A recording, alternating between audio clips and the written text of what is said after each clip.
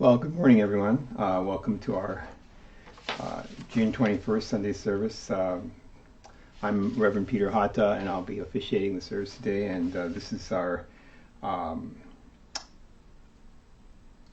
Father's Day and Graduates Family Service. And I think probably most of you are more familiar, more familiar with it as our Dads and Grads service. So I just wanted to say that, of course, given the issues that we're currently, facing in our communities and also nationally right now, our dads and our grads, might seem to be a little overshadowed these days, at least in terms of the media coverage that we see all the time on TV.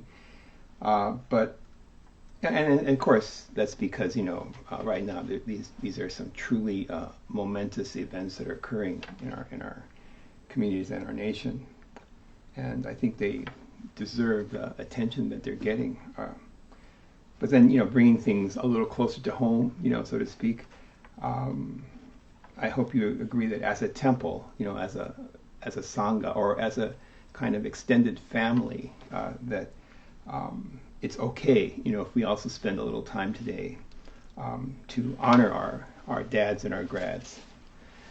So let's see. With that in mind, I think for the ritual, well, first of all, the materials for the ritual portion should be on.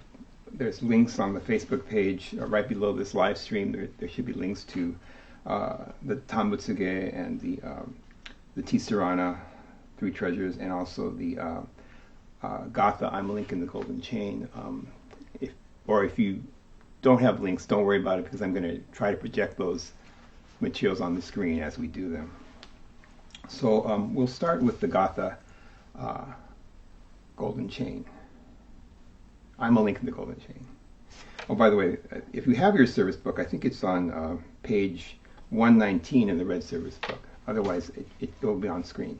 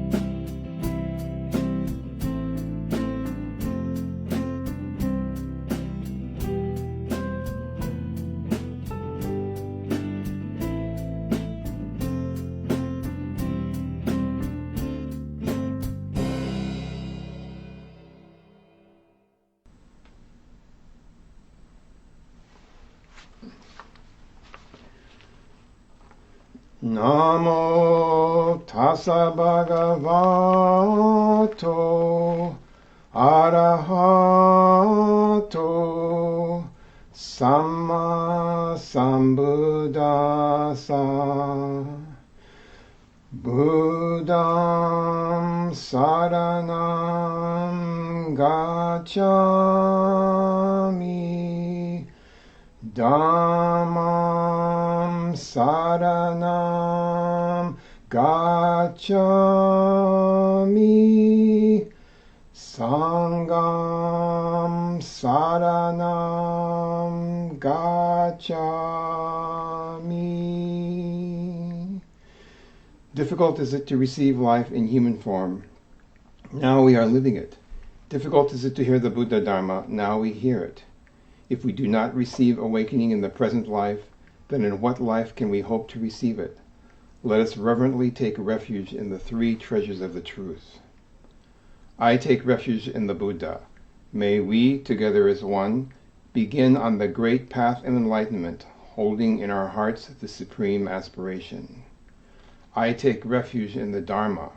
May we, together as one, enter the storehouse of the Dharma and attain true wisdom as deep as the ocean.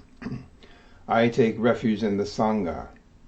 May we, together as one, uniting in harmony, strive to live for the enlightenment of all beings. The incomparable, deep, and profound Dharma is difficult to encounter, even through countless ages of kalpas. Now we are privileged to hear and receive it. Let us endeavor to thoroughly understand the true meaning of the Buddha Dharma. Namo Amida Butsu.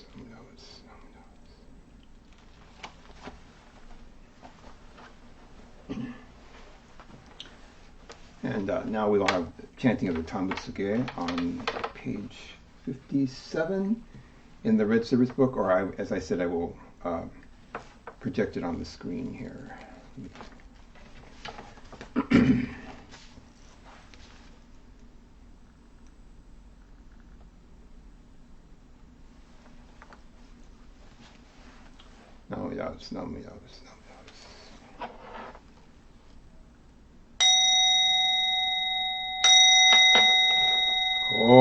Hogen-gi-gi Ijin-mu goku-nyo-zen-myo muyo-tosha nichigatsu-mani Shuko-en-nyo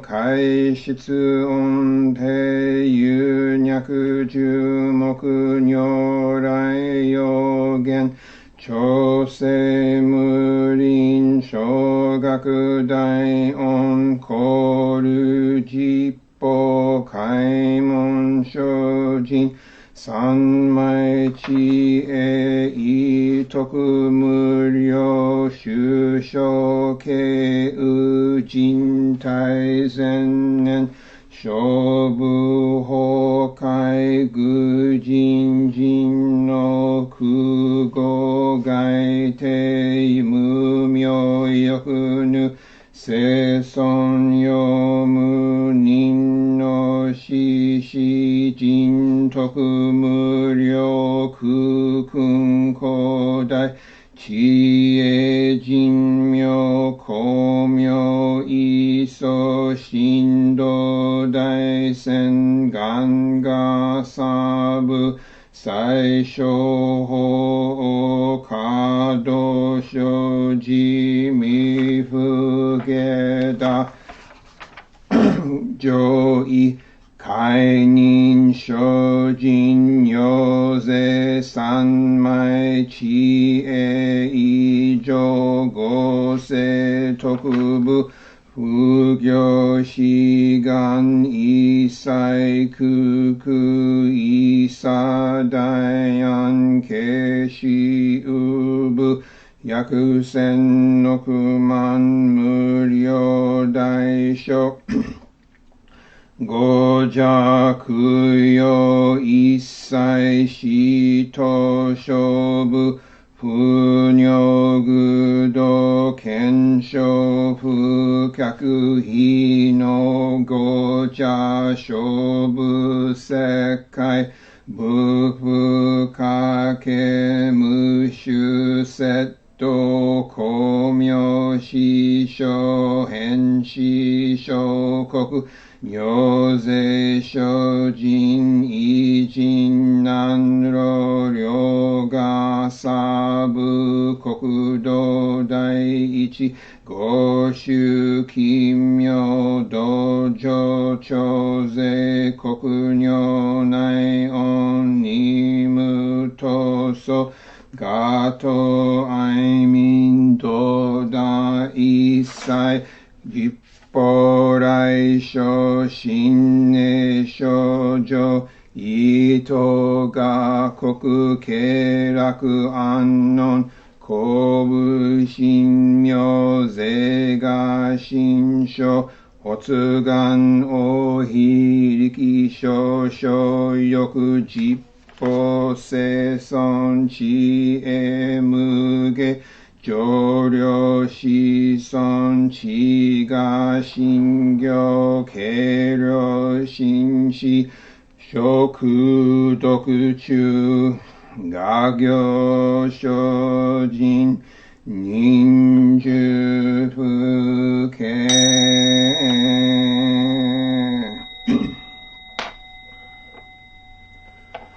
ナマダブナマダブナマダブナマダブナマダブナマダブ願に宿読平等正妻同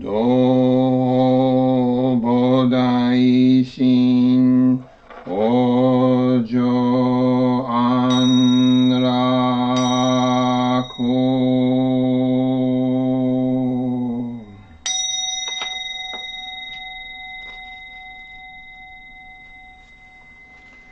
ナムダブスナムダブス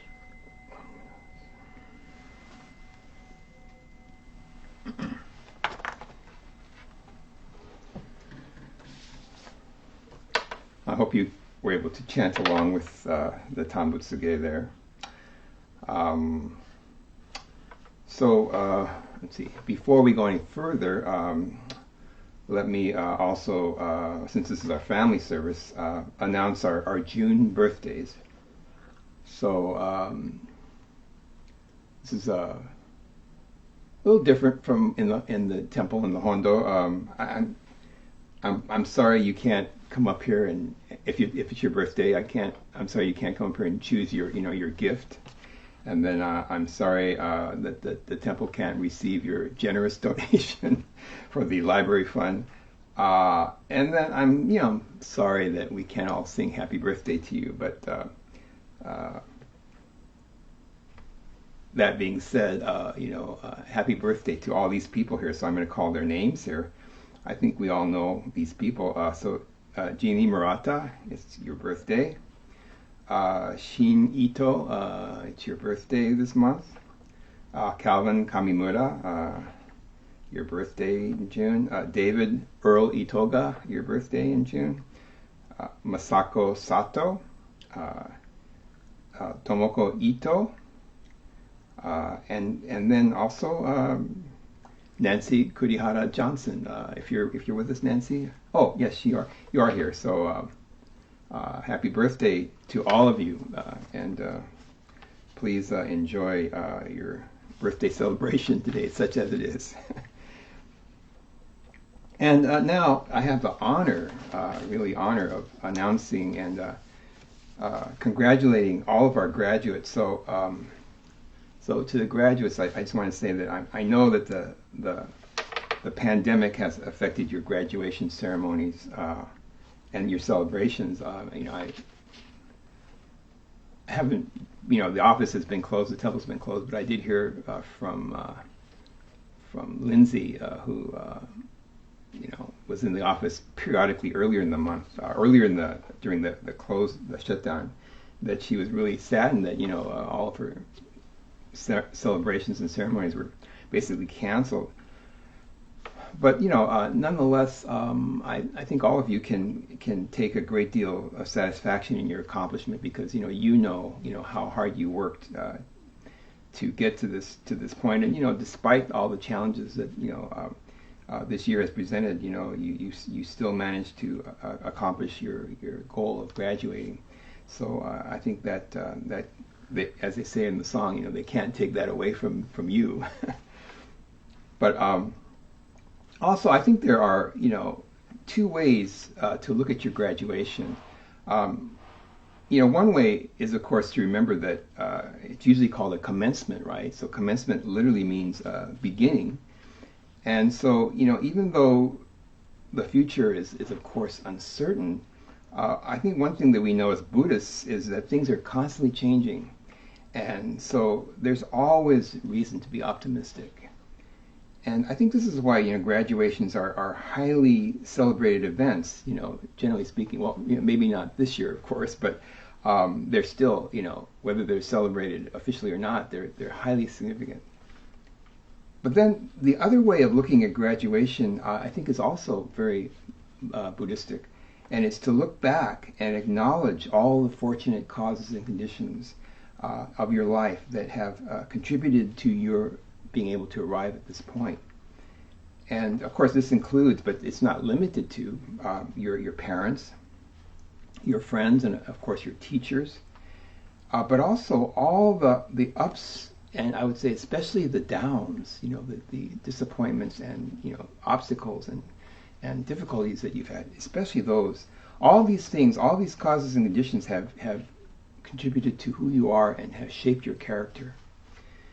And so as you all go forward in your lives, I hope that you can continue to view, your life, which is, ever evolving, from both perspectives. Both from the perspective of having optimism and hope, looking forward, and also with sincere gratitude and appreciation looking back. So with that in mind, let me announce our graduates. So graduating from high school this year is Kaylee Ami Ishii Bleeker, graduating from the North Hollywood Zoo Magnet, and I think normally we refer to her as Ami, but she's graduating and going to Cal State University Channel Islands, and also PCC. I guess is that concurrently, majoring in natural sciences. So congratulations to Ami. Lindsay Kashiwabara, graduating from Diamond Bar High School, going to California State University at Long Beach and majoring in business marketing. Congratulations. Calvin Kamimura, graduating from Shure High School, attending Whittier College, majoring in environmental science, so that's really wonderful. Kelly Yuko Tamura, graduating from El Camino Real Charter High School, and attending the School of Engineering at UCLA. Ashley Suyuki, graduating from La Serna High School, attending Cal State Fullerton. Congratulations to Ashley. And Nicole Suyuki, also graduating from La Serna High School and attending Cal State Long Beach. So that's really wonderful. Then those graduating from with an associate's degree, Avery Tamura, transferring from Pierce Community College to UCLA, majoring in statistics, and Avery is graduating with not one, not two, not three, but 4 associate degrees in economics, math, general studies with an emphasis in social and behavioral sciences, and general studies with an emphasis in arts and humanities. So congratulations to Avery. Ken Nakasone, has graduating with an associate in science degree from Glendale Community College and will attend the University of California at Berkeley, majoring in physics. And then last but not least, certainly those graduating with a bachelor's degree and going on to graduate school. Lauren Kashiwabara, graduating from Cal State University Monterey Bay to with a Bachelor of Science degree in marine biology, minor in math and statistics. And Lauren will be attending the University of the Pacific for her master's in biology. So this is really wonderful. So to all of you, I say congratulations. And keep up the good work.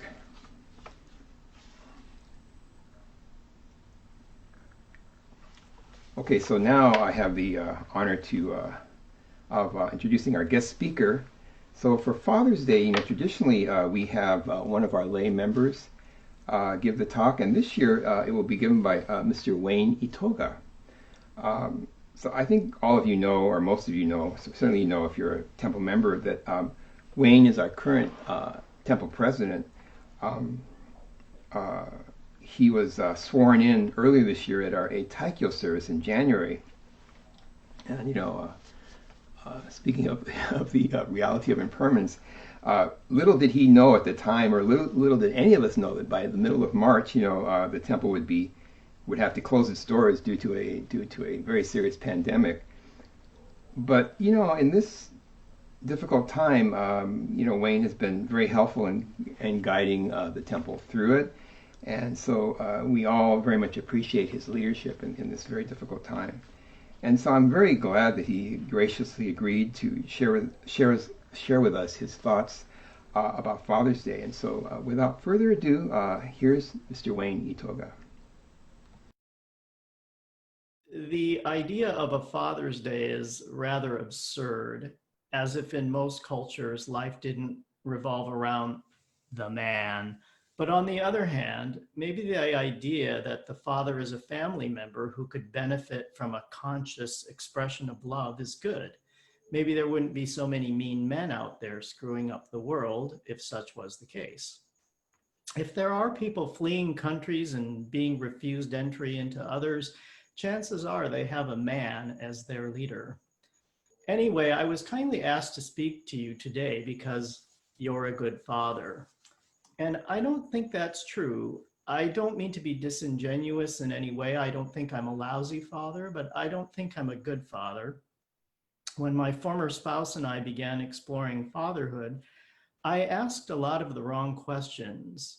Was I financially ready? Was I ready emotionally? Was our house ready? Did we have cribs? Was the house baby-proof? Things like that.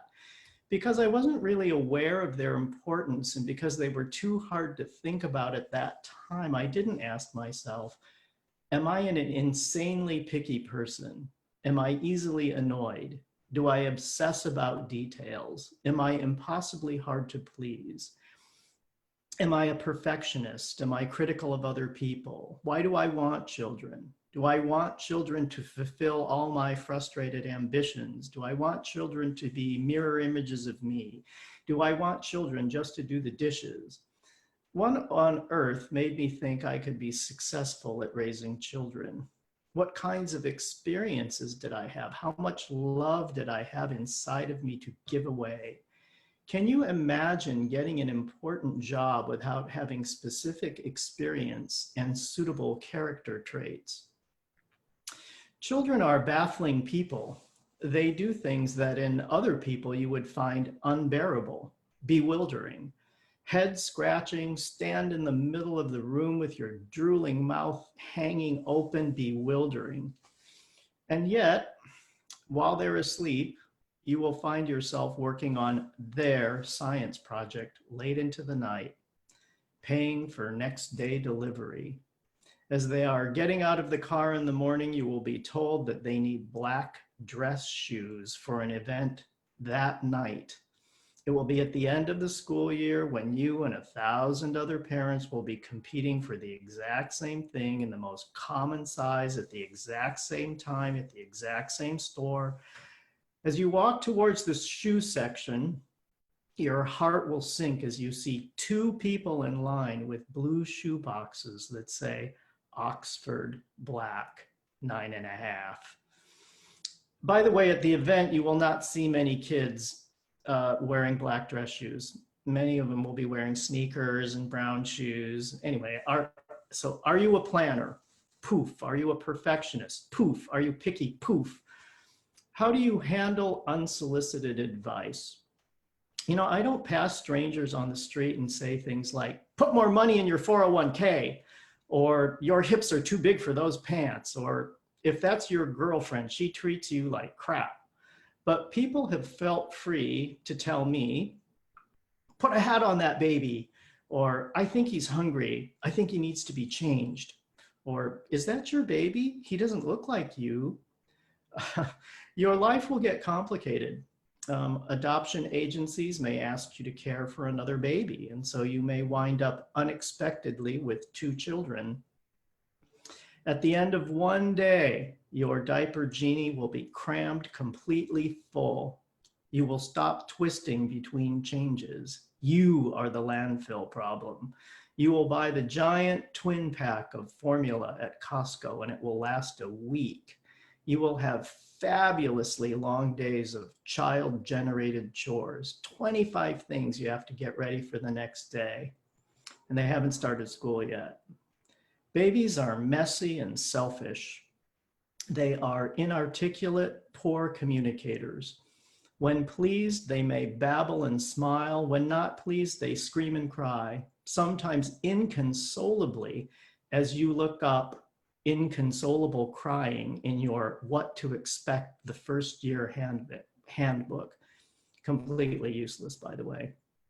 You will contemplate, you won't actually do it, but you will contemplate calling your mother-in-law.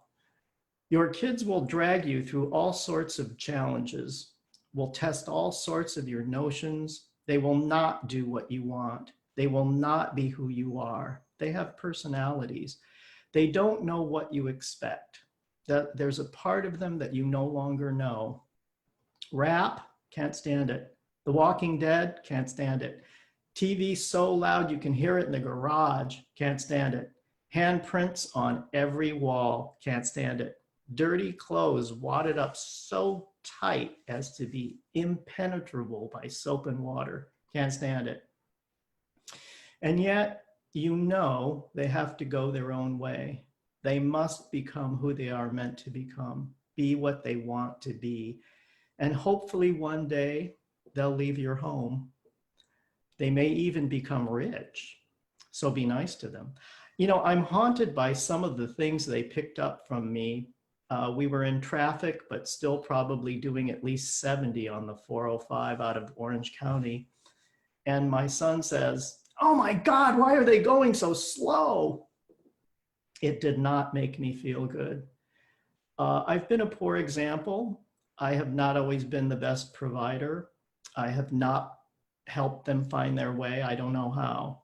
I don't know my own way, and it seems wrong somehow to lead somebody somewhere that I've not seen myself. I am not patient. I procrastinate. The house is frequently in chaos. They've spent hours waiting for me to finish meetings. I see other fathers and marvel at their patience, their kindness, their sense of adventure and willingness to let their kids lead, how fun they are. I yell at my kids. I don't let them help around the house because they do really cruddy jobs. I don't teach them things. I can't stand it. We don't just run out of milk. I mean, we run out of food. So, and yet, my sons have taught me something tremendously important. I really didn't know what love was until I had them. Prior to that, I thought of love as a wonderful romance between two people, mutual interests, something to talk about, the magic of attraction and sex. Children challenge you to tap into your innermost values. Somewhere in your untested you, an unexpected form of patience and understanding will emerge. When you're getting into it with your 17-year-old kid from some miraculous, uncharted place in the depths of your soul, you will not strangle him. And that's because of wonderful, deep-seated, inherent human flaws like delusion and denial. You still see him as your baby. That and the fact that they're bigger than you. But the power of remembering what it was to hold him in your arms, fall asleep in a rocking chair to the rhythm of his fragile and precious shallow breaths, alive to the sweet, intoxicating smell of baby, a bond more powerful than anything you could ever possess, a more powerful form of love than you ever thought existed.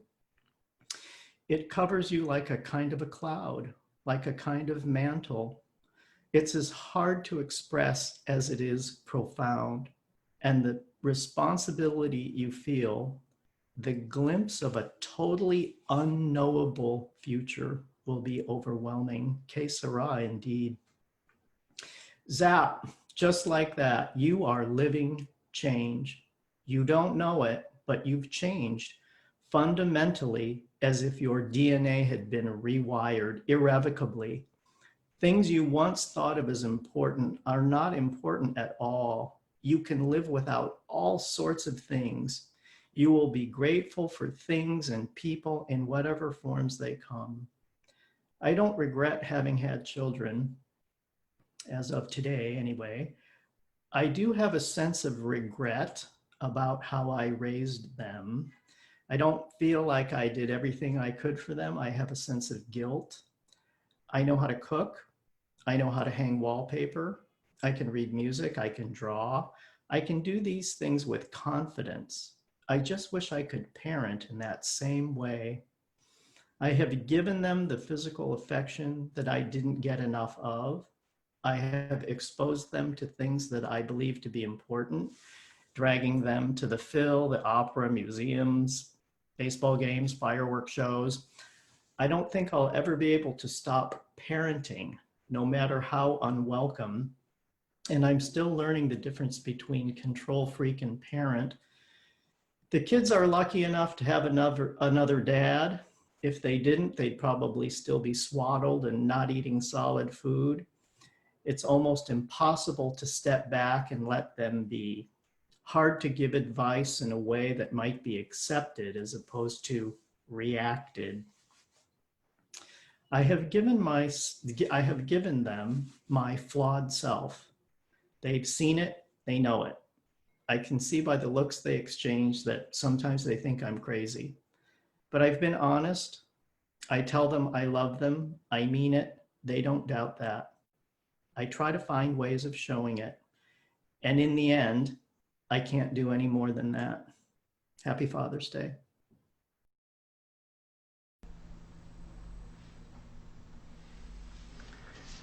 Oh, thank you very much, Wayne, for your wonderful, very personal and very honest and very funny talk. And as you said,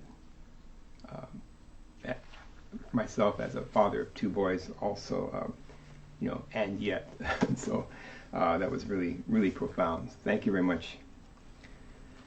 Well, let's see. As far as announcements, the temple, of course, is still closed.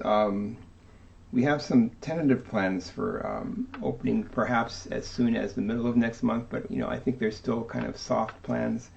As you know, there's been a recent rise in infections from the coronavirus, so we want to be very cautious about it. But we tentatively, hopefully, we'll have an opening of some sort, next month. Well, other thing is that I think, as you know, if this service was being held in the temple today, right now the chairperson would be inviting us all to go downstairs and enjoy the celebratory luncheon in honor of the dads and the grads. But we can't do that this year, of course. But I do hope that all of you dads and grads, are treated to some kind of special lunch or dinner later today by your significant other, your parent, or your significant other. My wife is somewhere here listening, so I hope that she has something planned for me, but I'm not exactly sure. But anyway, next week we have our coffee and Dharma at 9 o'clock. And so that will be hosted, on the Zoom platform. And for the service next week, our special guest speaker will be Reverend Fred Brennan again. So we're really fortunate to have him back. And then finally, all of us at Higashi Honganji hope that you and your loved ones are staying safe and that you're healthy and that you're practicing social distancing. Just as an aside, I don't know about you guys, but recently, I think my wife and I, Diane and I, were so tired of cooking in and then or getting takeout. So we actually bravely went and tried dining in at some of our local restaurants, our favorite restaurants, just a few of them. And I think the by and large we didn't go if we didn't feel safe, but I think in most cases the plexiglass dividers here and there, and then the single-use menus and the masks on all the servers and so forth, and then the cleaning of every booth or whatever before each guest. Those are the kind of things that I think kind of made me realize that people are making adjustments, and hopefully the temple can make is making those adjustments, and when we do open the temple, that you'll feel safe coming back. So one thing that applies to restaurants but doesn't apply to the temple is that when we go to restaurants, we're probably giving larger tips than usual. So you don't necessarily have to do that at the temple, but we dying, excuse the expression, to see all of you again. So yeah, well, hopefully we'll see you all next Sunday virtually. So let's see. Let's end our service with Ontoku-san 2.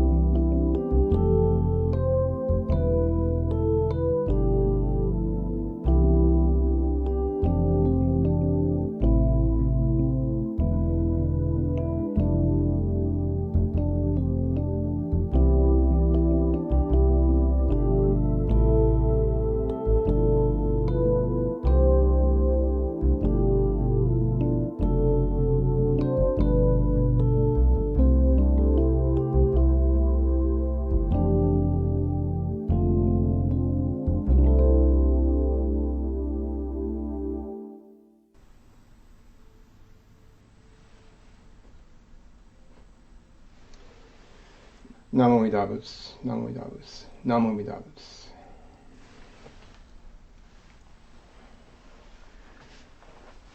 Let's see. Any comments or suggestions or questions before we close? Hello. Yes. Well, Kathy. Yeah. Even though you're not a dad, you can appreciate. Yes. You're a parent nonetheless, so you can certainly appreciate from that perspective. Yes. I don't know if Wayne is here or not. If he's here, I told him be sure to log in to Facebook or watch the service, because you'll get a lot of good feedback on your talk, and I'm seeing that here. So if he's not here, I'll definitely have him check out Facebook and your wonderful comments.